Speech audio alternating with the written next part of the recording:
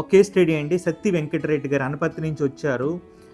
ఈయన almost 107 kgs అండి. వాళ్ళ ఏజ్ 60 ఇయర్స్ ఏజ్. ఈ వెయిట్ పెరిగిపోవడానికి రీజన్ ఏంటంటే సివియర్ ఇన్సులిన్ రెసిస్టెన్స్ అండి. ఆయన ఫాస్టింగ్ ఇన్సులిన్ ఆల్మోస్ట్ 20 ఉందండి. ఆయన గతంలో వెయిట్ తగ్గడానికి చాలా ప్లాన్సే చేశారండి. అంటే మంచిని సత్యనారాయణరాజు గారి ప్లాన్ కానివ్వండి, వీఆర్కే ప్లాన్ కానీ డిఫరెంట్ ప్లాన్ చేశారనమాట. ఎక్కడ తగ్గడం మళ్ళీ కొంచెం పెరిగిపోవడం, అంటే రూట్ కాజ్ని వాళ్ళు ఎవరు ఐడెంటిఫై చేయలేదన్నమాట. రూట్ కాజ్ ఐడెంటిఫై చేసిన తర్వాత ఆయన 107 నుంచి మే 12కి 101 కేజీస్కి వచ్చారు.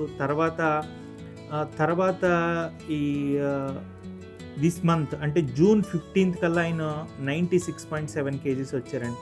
మేమేమి పెద్ద మార్పులు ఏం చేయలేదండి. ఇంట్లో ఉండే ఇంగ్రీడియంట్స్తోనే తనకి మార్నింగ్ బ్రేక్ఫాస్ట్ ఏం తినాలి, లంచ్ ఏం తినాలి, డిన్నర్ ఏం తినాలి. ఎందుకనంటే వేరే ప్లాన్స్ అన్నీ చెప్పిన తర్వాత మనం అది లైఫ్లో మళ్ళీ ఫాలో చేయాలంటే చాలా డిఫికల్ట్గా ఉంటుందండి.